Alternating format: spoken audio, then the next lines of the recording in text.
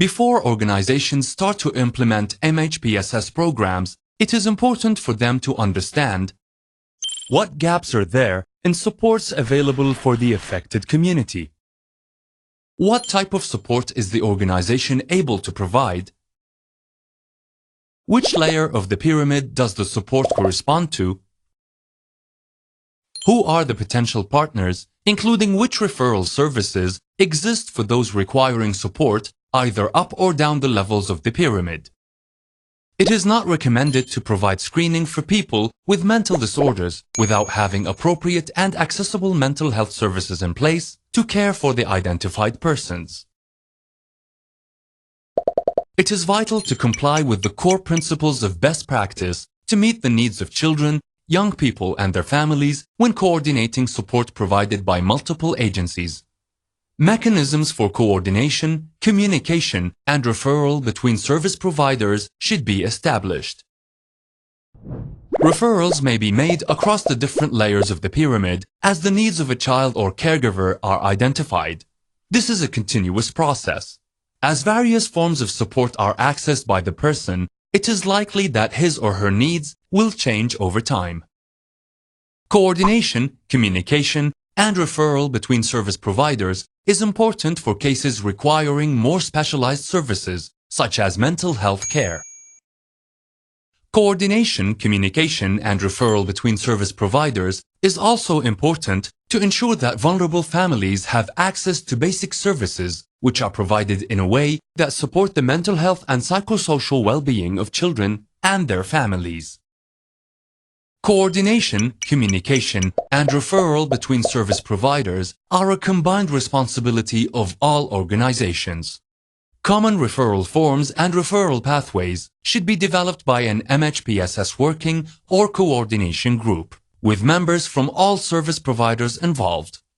Standard operational procedures, SOPs, should be developed outlining clear roles and responsibilities. Everybody involved in the MHPSS response should be aware, through training, coaching, of when, how, and who to refer a child or adult to in need for more focused or specialized support. Case management systems should be established to complement MHPSS interventions. Systems are important because the relationship between a child's mental health and psychosocial well-being and protection from violence, abuse, neglect, and exploitation, child protection, is closely related. Children often report that the greatest stress that impacts on their well-being arises from protection issues. Referring a child can sometimes be difficult, as it can be a sensitive matter. Families may feel accused or having done something wrong. You may also feel unsure about the situation and the problem. However, if you are concerned about a child, it is your responsibility to refer, even if the family appears to be doing their best. It may be helpful to think about a referral in terms of reporting a worry or concern about the situation rather than reporting the child or the family. Reporting a concern does not mean you have to assess the problem. The assessment is the responsibility of the receiving caseworker or MHPSS worker.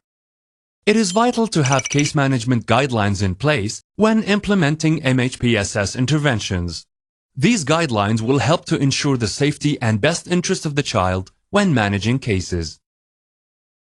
Child protection caseworkers and MHPSS workers establish the needs of individuals who are at risk of protection violations or concerns. They also coordinate the support for those who are in need of protection interventions as a complement to MHPSS interventions. What are the signs that tell us when we should refer children to more specialized support?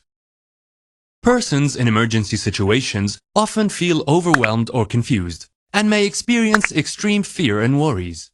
Many people experience outbursts of strong emotions, such as anger or sadness, and may feel anxious, numb, or detached. Nightmares and problems with sleeping and eating, as well as inconsistence, is common. A sense of losing control, purpose, or significance and feelings of hopelessness or uncertainty about the future may occur. Some people may have reactions that affect their functioning and may undermine their ability to care for themselves and their families. These reactions in the initial stages are common and normal.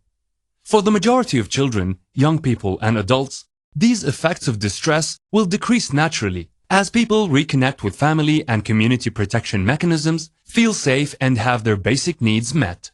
Levels 1 and 2.